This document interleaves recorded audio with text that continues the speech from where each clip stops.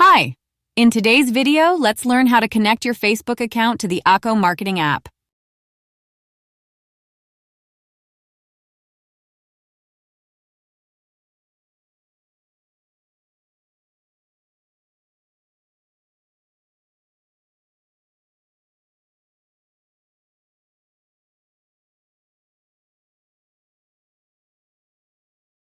Start by navigating to the Facebook and Google settings in the menu. Click Continue with Facebook to begin connecting your Facebook account for seamless ad management. When prompted, you'll see an option to select what pages Akko Marketing can access. Be sure to choose the first option.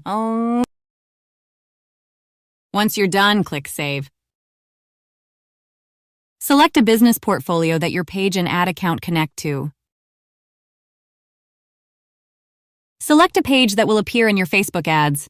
This must be a business page for proper ad functionality. Choose an Instagram account to be linked.